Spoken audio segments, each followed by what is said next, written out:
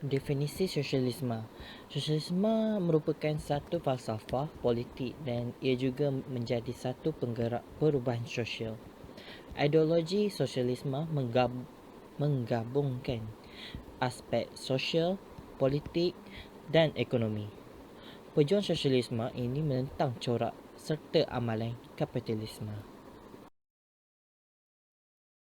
Tokoh yang memperkenalkan sosialisme ni ialah Robert Owen pada abad ke-19 iaitu pada tahun 1771 sehingga tahun 1858. Yang kedua ialah Charles Fourier pada tahun 1772 hingga tahun 1837.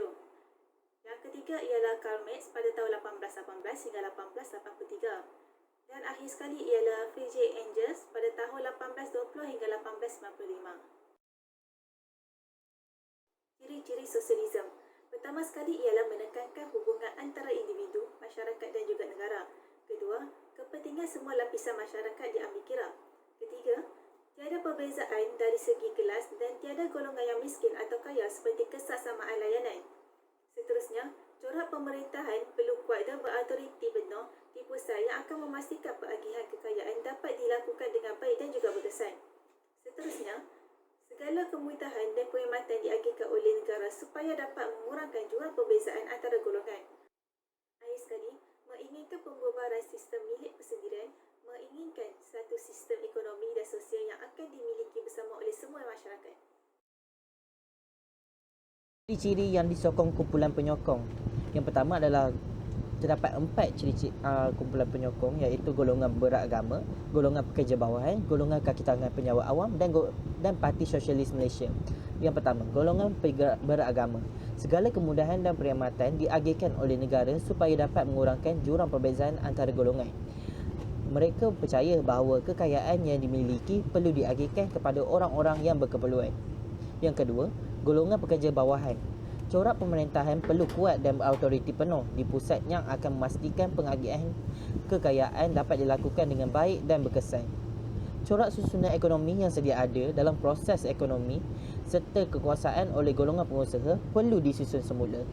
Ketiga adalah golongan kaki tangan pejabat awam. Sifat kurang puas hati tentang keadaan masyarakat sezaman. Golongan kaki tangan penjawat awam menyokong ciri tersebut bagi mengelakkan berlakunya ketidakpuasan orang awam terhadap masalah rasuah dan akibat isu ini terwujudnya SPRM. Keempat, Parti Sosialis Malaysia. Mereka mengambil kepentingan semua lapisan masyarakat. Mereka juga mengambil kira setiap masalah dalam kehidupan manusia. Antaranya adalah golongan buruh diberi perlindungan per keso.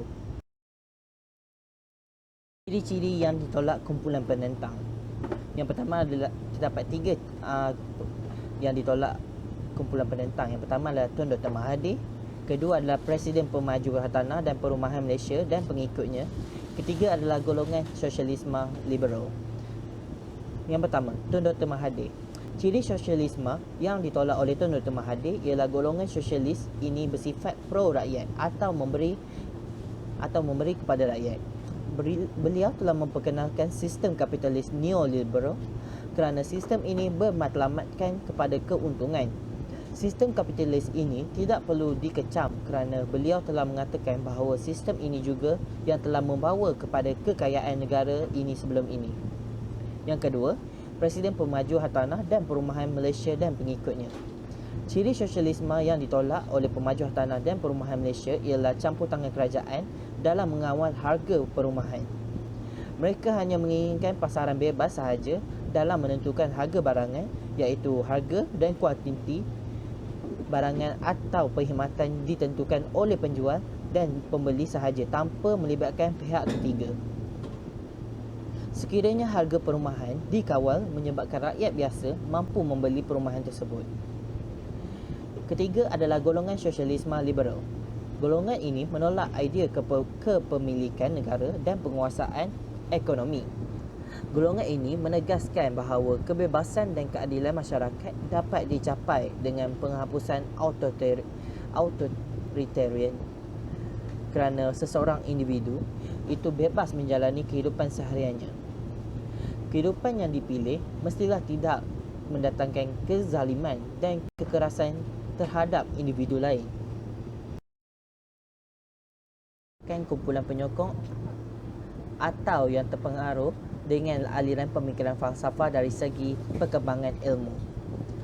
Yang pertama, masyarakat yang berilmu pengetahuan dapat memberikan keadilan kepada golongan miskin yang tertindas. Kedua, sikap golongan kaya yang prihatin menjadi penawar yang baik untuk masyarakat mendapatkan keadilan.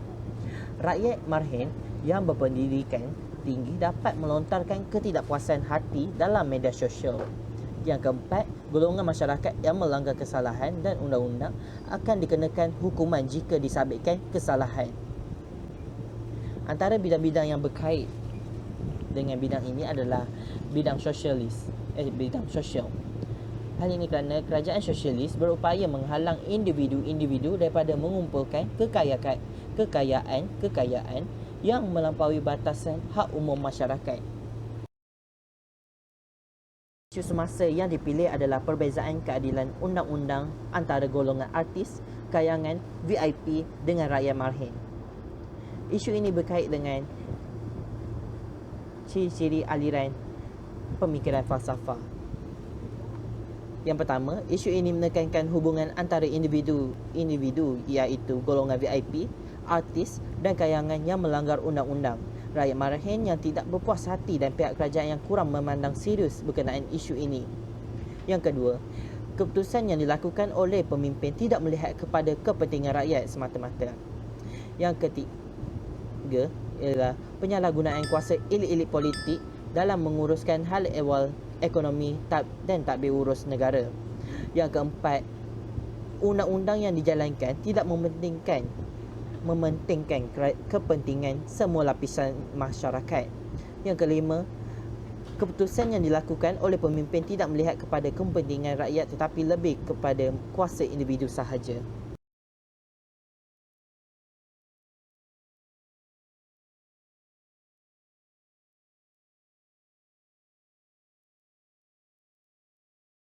Bincangkan amalan dan tindakan kumpulan yang dipengaruhi oleh ahli falsafah dan kaitkan dengan isu. Yang pertama, golongan kaya dan yang kuat pegangan agama akan memberi bantuan kewangan kepada golongan miskin yang dikenakan kompaun yang melampaui batas. Yang kedua, rakyat marhen melontarkan ketidakpuasan hati dalam media sosial dengan menyuarakan isu golongan kaya melanggar undang-undang tanpa dikenakan tindakan yang sewajarnya. Yang ketiga, pihak PDRM membuka kertas siasatan berkenaan golongan kaya yang melanggar peraturan dan undang-undang akan dikenakan hukuman jika disabitkan kesalahan. Untuk menambah baik isu tadi berdasarkan sama ada falsafah pendidikan kebangsaan atau rukun negara atau falsafah sejahtera. Yang pertama, falsafah pendidikan kebangsaan. Tokoh Plato untuk pembinaan dan pendidikan tauhid.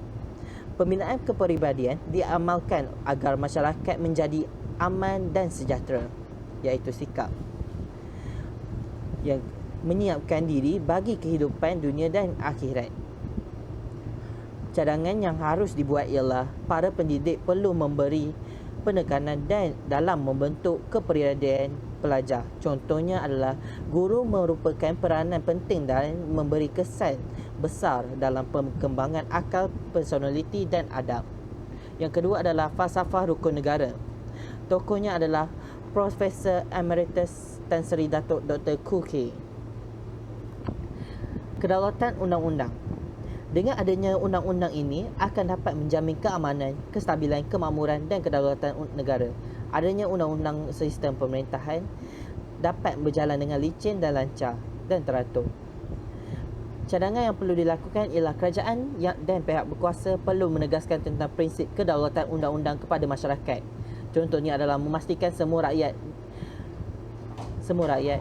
akur dengan undang-undang negara tanpa mengira status atau jawatan yang disandang. Ketiga adalah falsafah sejahtera. Tokohnya Aristotle.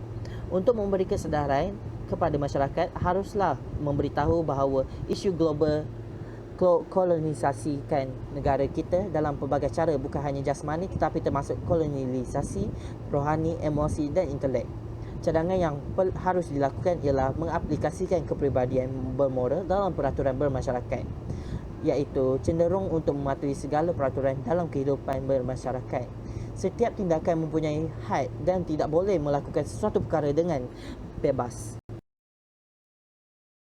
Terakhir adalah cara pelaksanaan terhadap cadangan yang diberikan mengikut isu yang dibincang sesuai dengan kehendak falsafah pendidikan, kebangsaan atau rukun negara atau falsafah sejahtera. Yang pertama adalah falsafah pendidikan kebangsaan.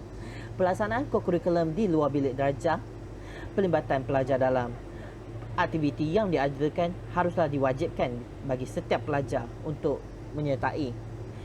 Hal ini akan seterusnya, yang ketiga adalah bekerjasama melakukan sesuatu perkara. Falsafah rukun negara. Kerajaan dan pihak berkuasa perlu menasihati masyarakat untuk mematuhi undang-undang setiap masa. Setiap undang-undang bukan dituju kepada golongan marhin sahaja, malahan golongan atasan juga. Setiap kesalahan akan dikenakan hukuman tanpa mengira pangkat maupun darjat. Falsafah dan terakhir adalah falsafah sejahtera, iaitu mendapat didikan awal dari ibu bapa. Seseorang yang bermoral akan mempengaruhi cara berfikir dan melahirkan insan yang lebih baik, dan tidak boleh melakukan, dan yang ketiga adalah tidak boleh melakukan sesuatu perkara dengan bebas sehingga menggugat keamanan masyarakat. Sekian, terima kasih.